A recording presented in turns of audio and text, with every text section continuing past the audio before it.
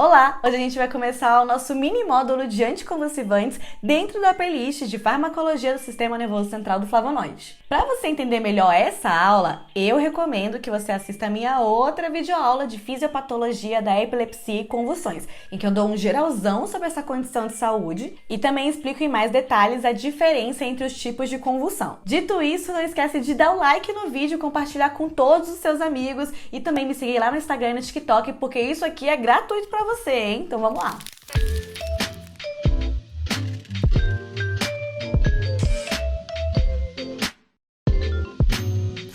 Como vimos na videoaula de fisiopatologia, a epilepsia é uma condição de saúde crônica caracterizada por convulsões recorrentes devido à ativação anormal de grupos de neurônios. A ideia, então, aqui na farmacologia vai ser usar a terapia farmacológica para segurar a onda dessa ativação louca e desenfreada desses neurônios. Você vai ver que a gente consegue fazer isso a nível celular, inibindo a função de canais iônicos, ou a nível de rede, em que a gente faz essa inibição através da ação de neurotransmissores inibitórios. Para a gente determinar qual o melhor medicamento ou medicamentos para esse paciente, a gente precisa explorar o histórico dele e procurar entender se são crises focais ou generalizadas, e dentro desse grupo, qual é o tipo. Se for focal, a gente ainda tenta determinar qual é o local de origem dessas crises, porque pode ser possível fazer uma remoção cirúrgica. Para os pacientes com crises focais que não é possível fazer essa remoção, ou ainda os que têm crises generalizadas,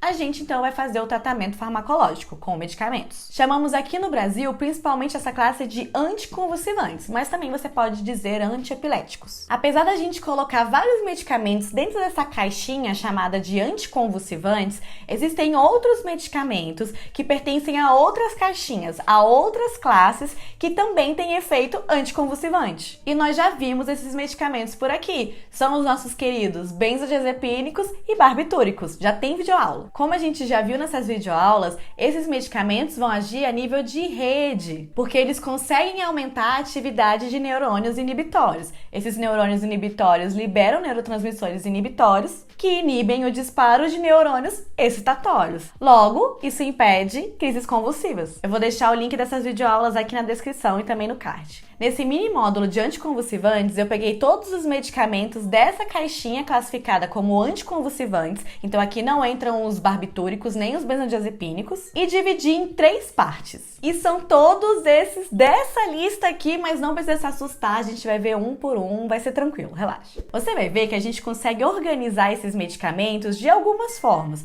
Alguns professores preferem te ensinar através do mecanismo de ação, outros através do uso clínico e alguns te ensinam até através da ordem alfabética. E por que disso, Flávia? Porque a gente pode até dizer que esses medicamentos têm um mecanismo de ação principal, mas esse mecanismo só vai explicar parte da eficácia desse medicamento. Isso porque esses medicamentos anticonvulsivantes têm vários outros mecanismos de ação envolvidos, o que no final das contas faz com que esse monte de medicamentos sirvam para tratar vários tipos de convulsão. É até como se eles fossem medicamentos intercambiáveis. Então a gente acaba escolhendo um ou outro dependendo mais dos efeitos adversos que esses medicamentos vão dar no organismo de determinado paciente. Eu vou optar por ensinar vocês de acordo com o mecanismo de ação principal ou mais estudado para aquele fármaco. Mas para facilitar a sua vida, esse mini módulo de anticonvulsivantes vai estar recheado de esqueminhas que eu já deixei pronto para vocês visualizarem muito bem o uso clínico, o mecanismo de ação. Vai estar tudo prontinho. Começando então pelos fármacos que são inibidores de canais de sódio dependentes de voltagem. Então nessa aula a gente vai ver sobre o ácido valproico, a lamotrigina e o topiramato. Então vamos começar entendendo o que significa um fármaco ser inibidor da função de um canal de sódio dependente de voltagem.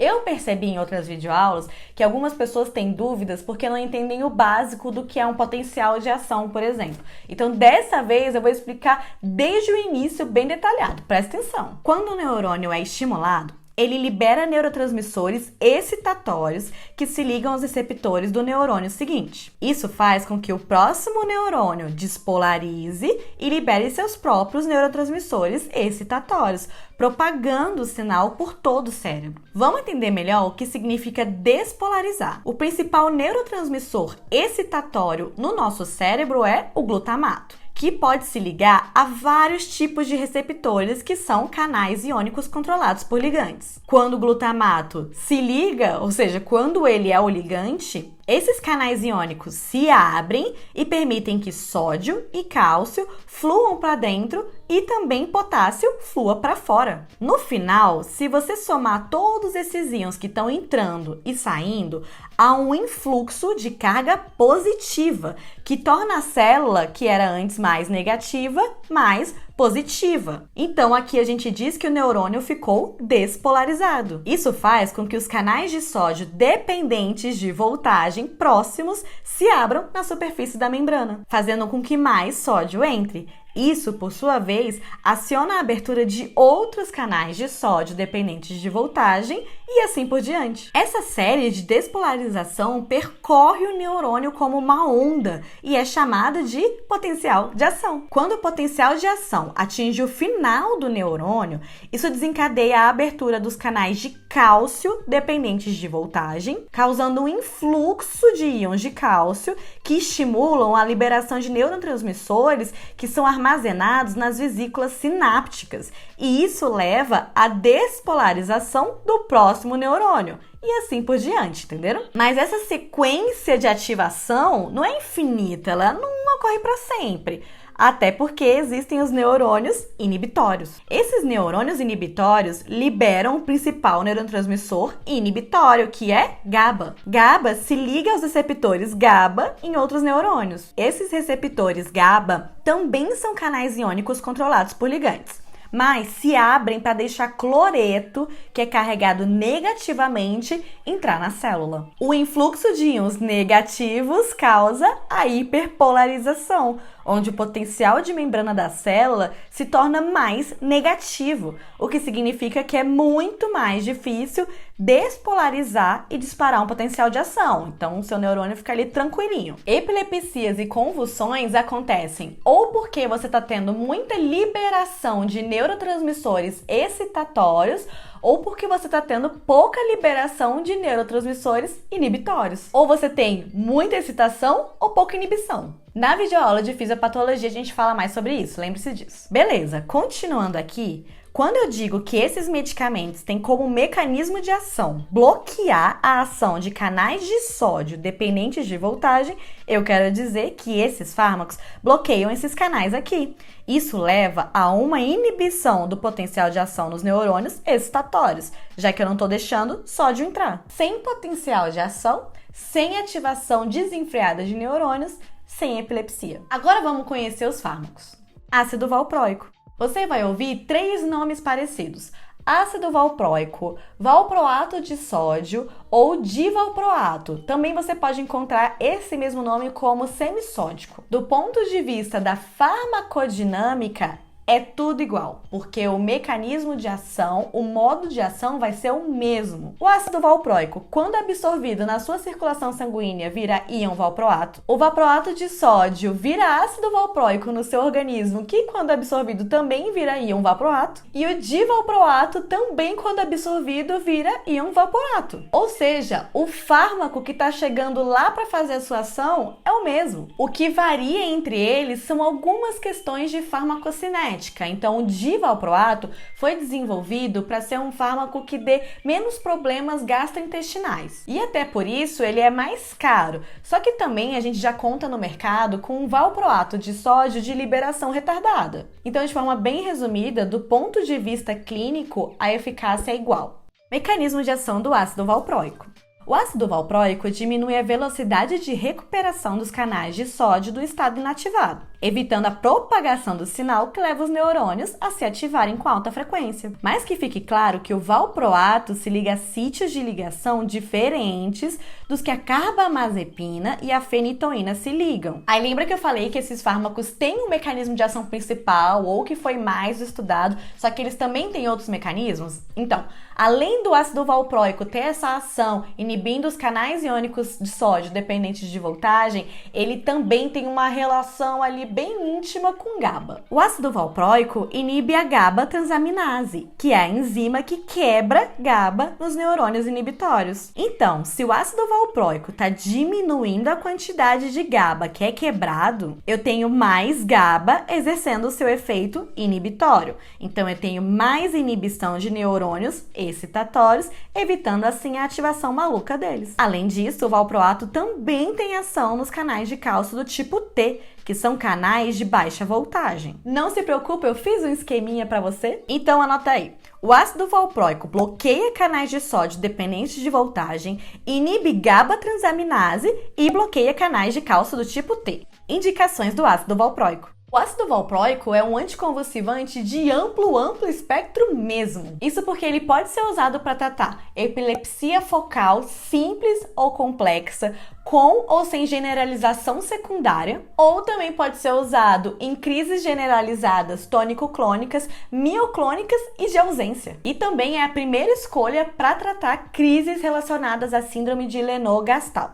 Eu vou tentar fazer uma videoaula de fisiopatologia sobre epilepsia na infância e aí com certeza essa síndrome vai entrar, porque ela é um tipo raro de epilepsia que acontece em crianças. Outro esqueminha que eu já deixei pronto para vocês é o de usos clínicos, então o que você tá esperando para curtir esse vídeo, compartilhar com seus colegas e me seguir no Instagram e TikTok, pelo amor de Deus, de nada, vai lá. Então, como você pode ver aí, o ácido valproico é um dos principais fármacos que usamos na epilepsia, sendo eficaz tanto para crises generalizadas como as focais, ou você pode dizer também parciais. Ou seja, é um anticonvulsivante de amplo espectro, por isso que ele está em rosa. Como eu tinha dito, ele é muito utilizado para os casos de crise de ausência, mas a gente tem outro fármaco chamado ethosuximida, que vamos ver na aula que vem, que costuma ser a primeira opção, e o ácido valproico a segunda. Isso se esse outro medicamento estiver disponível, né? Eu já comentei sobre o valproato em outro momento, você se lembra disso? Quando falamos sobre estabilizadores de humor, porque em alguns países, como o Brasil, ele também é aprovado para o tratamento de transtorno bipolar. Então eu vou colocar também o link dessa videoaula aqui na descrição. E também outra aprovação que temos no Brasil é para prevenção de enxaqueca. Mas presta atenção que não há evidência de que ajuda no tratamento agudo de enxaqueca, tá? É só na profilaxia, na prevenção.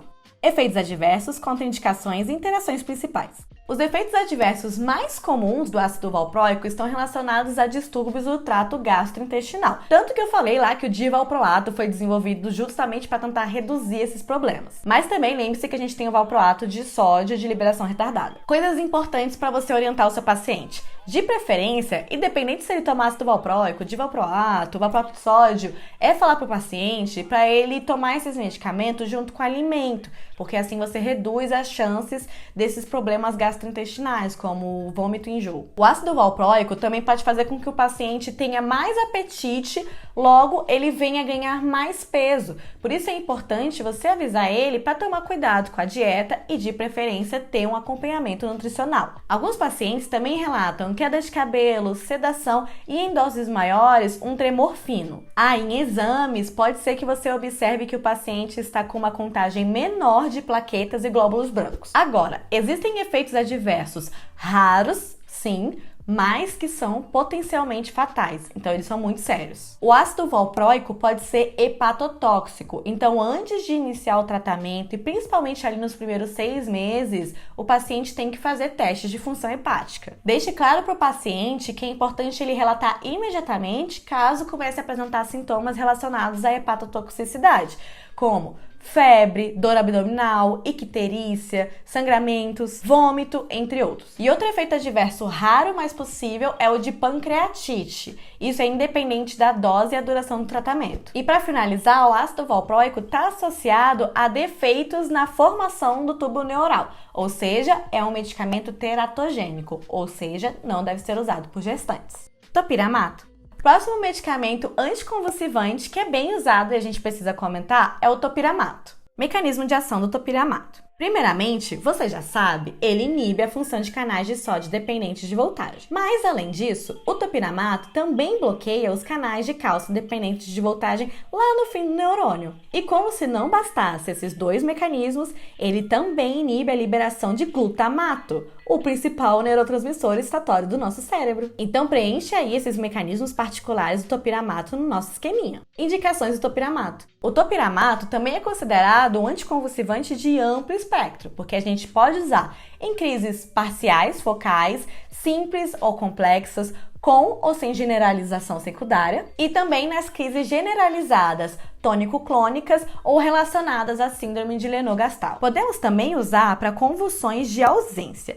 Entretanto, a gente tem outros fármacos mais eficazes, como o ácido valproico, que a gente acabou de ver, e a etosuximida. Então, por isso, ele não vai entrar aqui no nosso esqueminha como tratamento para esse tipo de crise, tá? Assim como o ácido valproico, o topiramato também pode ser usado para profilaxia da enxaqueca.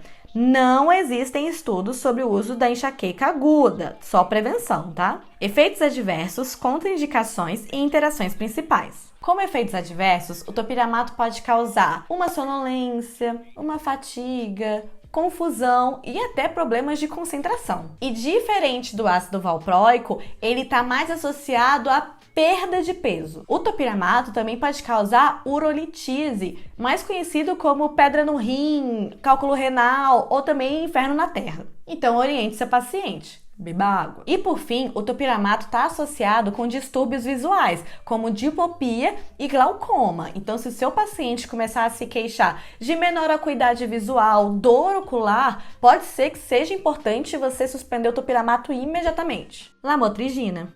E por fim, não poderíamos deixar de falar da lamotrigina, que também é um anticonvulsivante muito utilizado de amplo espectro. Mecanismo de ação da lamotrigina. A lamotrigina estabiliza a membrana neuronal ao retardar a recuperação dos canais de sódio do estado inativado. Acredita-se que ela também tenha outros mecanismos de ação, não é tão bem esclarecido assim, mas por ela clinicamente poder ser usada em vários tipos de convulsão, por isso que eu falei que ela é de amplo espectro, provavelmente ela tem outros mecanismos que a gente não explorou tão bem. Então, possivelmente, um dos outros mecanismos dela é que também bloqueia os canais de cálcio dependentes. Mecanismos também parecidos com o do topiramato, né? Então vamos completar o nosso esqueminha para você não se confundir. Indicações da lamotrigina. A lamotrigina também é um fármaco do bonde dos anticonvulsivantes de amplo espectro, então você pode usar em crises focais, simples, complexas, com ou sem generalização secundária. E também usamos para crises generalizadas tônico-clônicas e de ausência. E por fim, também utilizamos em crises relacionadas à síndrome de Lennox-Gastaut e epilepsias rolândica benigna, que também acomete crianças. Na nossa colinha, como eu disse, é de amplo espectro. Existe alguma evidência do seu uso na crise de ausência,